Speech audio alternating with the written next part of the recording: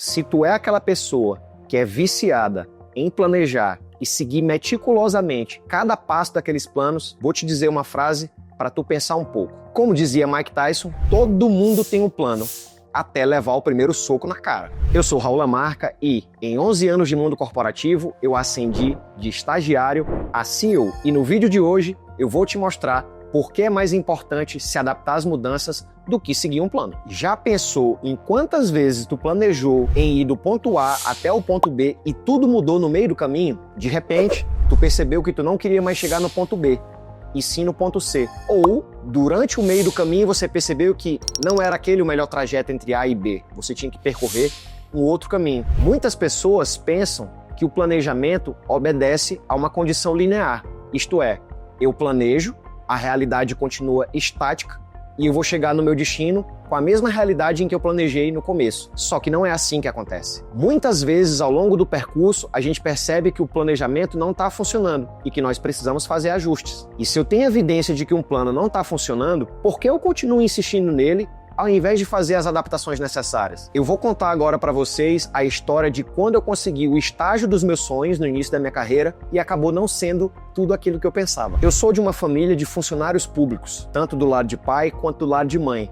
Mas para mim, seguir aquela carreira dos meus pais nunca pareceu o suficiente. Sempre parecia que eu queria algo diferente. No começo eu senti um conflito muito grande, porque apesar de admirar os meus pais, eu senti que aquilo não era para mim. E eu me senti um pouco impostor, como se eu não tivesse o direito de pesquisar ou de buscar outros caminhos diferentes daqueles dos meus pais. Eu tomei a decisão de estudar negócios, de estudar administração, mesmo não tendo um empresário na família e mesmo não tendo um executivo na família, alguém que pudesse me orientar durante toda essa minha jornada. Mesmo com o cenário jogando contra, eu tomei a decisão de seguir em frente, ouvir a minha intuição e fazer a faculdade de administração como eu queria. E durante essa jornada, além da sala de aula, eu me engajei com diversos projetos paralelos.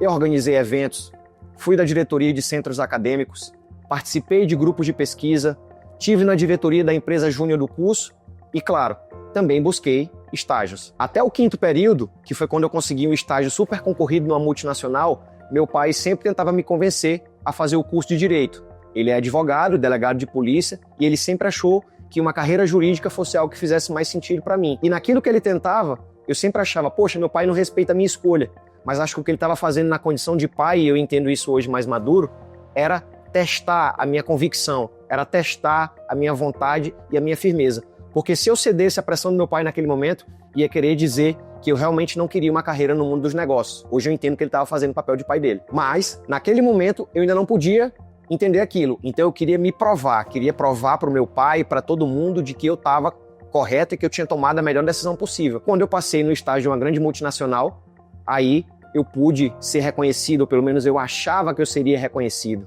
da forma como eu gostaria e teria chance de começar a construir minha carreira dentro do mundo corporativo, como de fato foi feito. O processo seletivo teve muita concorrência. Eram mais ou menos 5.000 candidatos para apenas 5 vagas. E felizmente, ao longo desse processo, eu consegui estar entre os 5 aprovados. Foi aquela felicidade, eu sabia que eu tinha entrado numa grande empresa, provavelmente eu estaria empregado, mas na prática, como diz meu amigo Mike Tyson, eu tomei um soco. Depois do período de integração, depois de absorver o meu escopo de tarefas, eu vi que não era exatamente aquilo que eu queria. Eu me sentia como se eu estivesse dentro de uma caixa. Eu não tinha liberdade para pensar, eu não tinha liberdade para fazer as coisas da forma como eu achava que tinha que ser feito. E eu sempre me considerei uma pessoa muito criativa. Então, esse ambiente foi um ambiente castrador, um ambiente que cortava as minhas asinhas, digamos assim, no mau sentido, porque o que eu precisava fazer era criar. E de repente, não fazia mais sentido para mim estar dentro do estágio daquela multinacional. Concluíram os primeiros 12 meses, eu estava bastante frustrado, mas com medo de sair e por não estar gostando daquele trabalho, eu imaginei, talvez uma carreira no mundo dos negócios, no mundo corporativo não seja para mim. De repente eu comecei a questionar toda aquela decisão que eu tomei no passado. Mesmo assim, eu segui firme. Na paralela do estágio, eu estava organizando um evento, era um primeiro evento de negócios organizado por estudantes de administração aqui no estado, e naquele momento eu decidi seguir o caminho do empreendedorismo.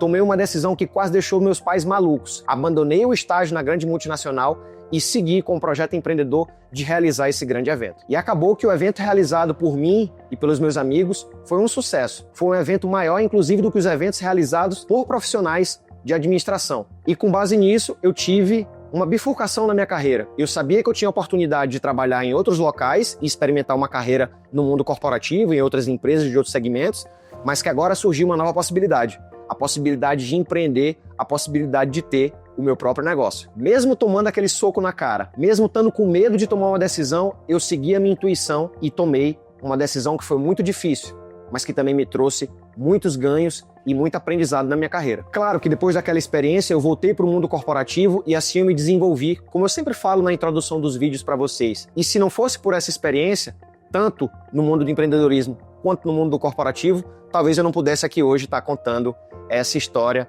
para vocês. E as pessoas que gostam muito do planejamento podem me perguntar: mas Raul, mesmo assim não é importante planejar? Sim, eu não estou dizendo por meio desse vídeo que você não tem que manter planejamentos.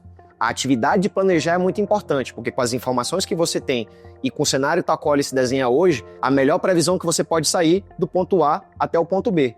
Mas o que eu estou dizendo não é isso. O que eu estou dizendo é que se durante o trajeto você identificar oportunidades ou de chegar no ponto B mais rápido do que tinha planejado, ou de chegar no ponto C ou no ponto B, ou quem sabe considerar um novo ponto A, você deve fazê-lo. Neste vídeo, eu te mostrei que é mais importante adaptar o teu plano do que segui-lo cegamente. Também te mostrei que, por outro lado, a atividade de planejar é importante, porque ela te coloca em deslocamento.